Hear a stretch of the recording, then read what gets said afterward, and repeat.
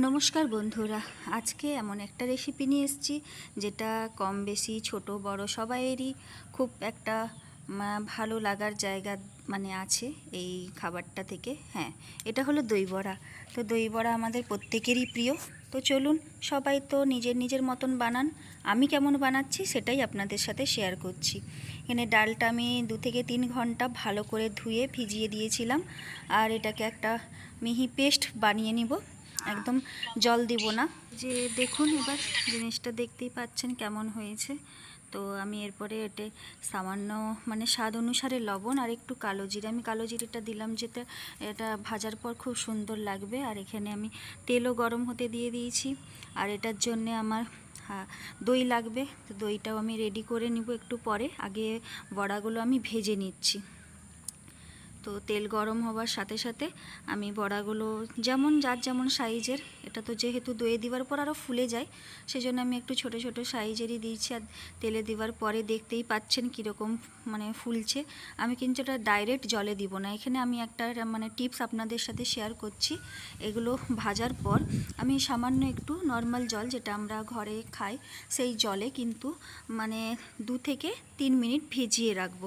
তারপরেই কিন্তু আমি ওটা দইয়ের ডুবাবো। তো দেখুন, এই করে করে আমি আরও কটা বড়া ভাজতে দিয়ে দিলাম। আর এই যে আমি একবার দেখিয়ে দিলাম আপনাদের।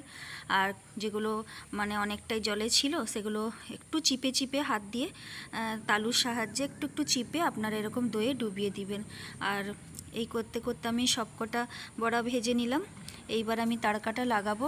তড়কার জন্য আমি ওই তেলটাই যেটা ছিল একটু কমিয়ে নিয়েছি, একটু শুকনো লঙ্কা আর কালো সর্ষে আর কারি পাতা, ব্যাস এইটা দিয়ে আমি এটা একটা তড়কা লাগিয়ে দিব, যেটাতে টেস্টটা খুব সুন্দর আসে। আর এখন এইটা আমি এই দইয়ের মধ্যে দিয়ে দিব। তো আপনারা বলবেন আপনারা কিভাবে বানান, আর কমেন্টস করে জানাবেন। এত সহজে খুবই তাড়াতাড়ি চটজলদি হয়ে যাবে দই বড়া। আর উপর থেকে আপনি জিরে গুঁড়ি, গোলমরিচ, একটু শুকনো লঙ্কা এইসব দিয়ে সার্ভ করে দিতে পারেন। তো আজকের এই রেসিপিটা আপনাদের কেমন লাগলো আপনারা জানাবেন। নতুন বন্ধুরা, যদি আমার এই ভিডিওটা আপনাদের ভালো লাগে তো চ্যানেলটা প্লিজ সাবস্ক্রাইব করে আমার পাশে থাকবেন। পুরনো বন্ধুরা তো সবসময় আমার পাশে থাকেন। আর আমি একবার কেটেও আপনাদেরকে দিয়ে দিয়েছি, যেহেতু হোলির দিন এটা বানিয়েছিলাম, অনেকই গেস্ট এসেছিলো বাড়িতে। তো আপনাদের সুবিধার জন্য আমি একটু কেটেও দেখিয়ে দিচ্ছি যে জিনিসটা কতটা নরম হয়েছে। আর দেখুন, এক চামচে একটা কাট দিতেই কি সুন্দর নরম হয়ে গেছে। আর দইটা কীরকমভাবে ভেতর অবধি ঢুকেছে সেটা আপনারা দেখেই বুঝতে পাচ্ছেন। তো ভিডিওটা ভালো লাগলে লাইক, শেয়ার, কমেন্টস করবেন। আমাদের তো খেতে খুবই ভালো লেগেছিল। তো আজকের মতন আসছি। সবাই ভালো থাকবেন, সুস্থ থাকবেন, সাবধানে থাকবেন। টাটা।